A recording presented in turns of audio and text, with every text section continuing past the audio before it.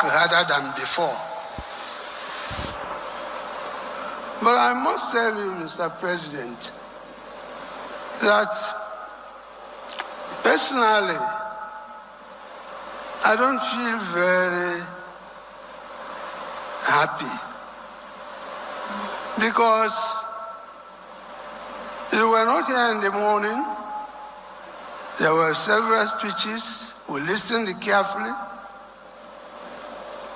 I listened to the opening address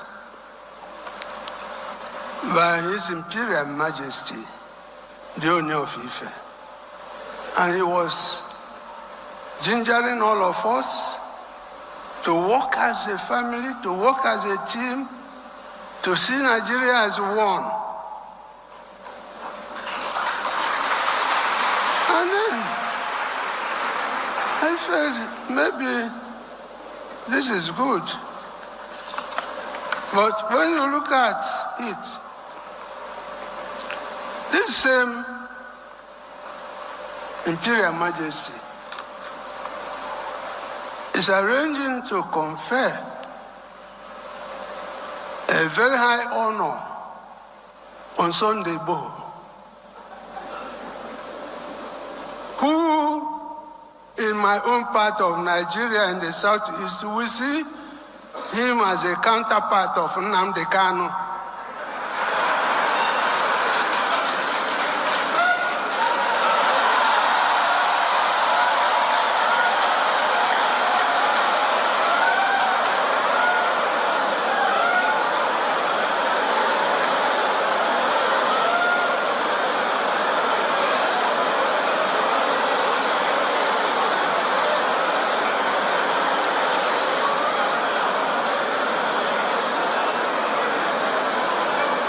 And my brother, fellow royal father, the Imperial Majesty, does not seem to understand the pain in my heart when Nnamdi Kanu is in Sokoto.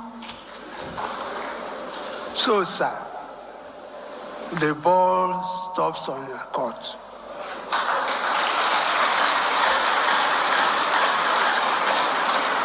Bring this man out. If we don't want him in Nigeria, return him to Kenya or London, where they took him from. You see, some of us here are being asked to go and work, but the young people in the southeast are so agitated. They can even beat us. They see us as sellouts. We come to Abuja, they may think we come to collect money. And then we keep quiet. So, sir, please do something about this. Do something about this. We cannot make progress in this country if we don't tell ourselves the home truth. There's no way. There's no way. This video you just watched happened at the National Traditional and Religious Leaders Summit on Health in Abuja. Igwe Lawrence Azubuso, the immediate past chairman of the Enugu State Traditional Rulers Council, made a bold and emotional appeal to President Bola Ahmed Tinubu. What was his message? Release Nnamdi Kanu. And if Nigeria does not want him, deport him back to Kenya or the United Kingdom. That's strong. Kanu, a leader of the indigenous people of Biafra IPOB, was recently convicted by Justice James Omotosho of the Federal High Court and remanded in Sokoto prison. But according to Igwe Azubuso, his continued detention is worsening tensions in the southeast. The monarch warned that traditional rulers are now being viewed as sellouts in quote and unquote by angry youths in the region. According to him, young people believe their leaders travel to Abuja, collect money and remain silent, while their son remains in detention. That perception, he says, is dangerous. Here is where it gets even more sensitive. Igwe Azubusu referenced Adedeye Ogunwusi, who is reportedly planning to confer a high honor on Yoruba Nation activist Sunday Igboho. The monarch questioned the disparity. If one regional agitator can be honored, why is another in prison? That comparison struck a chord because it touches on something deeper: perception of fairness, equity, and regional balance in Nigeria. This is very significant for the Tinubu administration. When traditional rulers, usually seen as stabilizing forces, begin to openly express frustrations, it signals growing pressure from the grassroots. Igwe Agubuzu made it clear that the agitation in the southeast is not dying down, and traditional leaders themselves are under threat from their own communities. He warned that youth are so agitated that they could even physically confront their royal fathers. That tells you how tense the situation has become lately. This now raises questions like, is this purely a legal matter, or does it now require a political solution? Can national healing happen without addressing the Nnamdi Kanu's issues? And most importantly, will President Bola Ahmed Tinubu respond to this? This is no longer just about one man. It is about perception, unity, and how different regions feel treated within the federation. Back in June 2021, the Nigerian government announced that Kanu had been intercepted and brought back to the Nigeria to continue his trial. At the time, officials described it as a coordinated international operation. But what followed was not just legal proceedings, it was a storm of controversy that still echoes today. According to the federal government, the operation was lawful and carried out through cooperation with international partners. However, Kanu's legal team told a completely different story. They alleged that he was arrested in Kenya and forcibly returned to Nigeria without going through any formal extradition process. That accusation changed the entire narrative.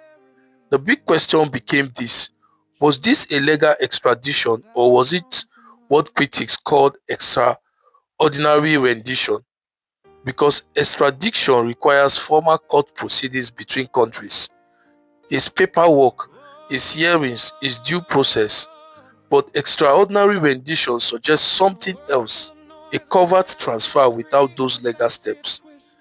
Kenyan authorities later denied involvement in any illegal operation, and that added another layer of complexity to the case. If Kenya did not officially extradite him, then how exactly did he leave Nairobi and arrive in Abuja under Nigerian custody? The matter didn't stay in the political arena alone, it moved into the courts. And at one point, Nigerian Court of Appeal ruled that the manner of his return breached legal procedures and ordered his release. That ruling intensified the debate nationwide. Supporters saw it as validation. The federal government challenged it. Nnamdi Kanu was later sentenced to death by Justice Omotosho and was remanded in Sokoto prison. Whether President Bola Ahmed Tinubu should release Nnamdi Kanu following the appeal by Igwe Lawrence is a complex political and legal question, and it depends on how one views the law, national security, and national unity. From one perspective, supporters of Kanu argue that releasing him could calm tensions in the southeast. They believe his continued detention fuels agitation and deepens mistrust between the region and the federal government. Some also argue that a political solution, rather than a purely legal one, might help national reconciliation and reduce unrest. On the other hand, Nigerians say the matter is before the courts and should remain strictly judicial. Some Nigerians argue that presidential intervention could undermine the rule of law, especially if there has been a conviction. In this view, allowing legal processes to run their course protects institutional integrity and avoids setting a precedent where political pressure overrides court decision. There's also a middle ground. Some people suggest dialogue instead of a sudden release. The government could explore back-channel negotiations, conditional arrangements, or broader political reforms aimed at addressing grievances in the southeast without appearing to disregard the judiciary. Ultimately, the decision would not just be about one individual, it will signal how the administration balances security, justice, and national cohesion. What makes this issue sensitive is that it carries legal weight, emotional weight, and regional implications all at once. The questions are: should Nnamdi Kanu be released? Should there be a political settlement? Or should the courts be allowed to run their full course? Please let me know what you think in the comment section. This is Impact Media. Don't forget to subscribe, like, and share this video. I'll see you again in the next video. Thank you.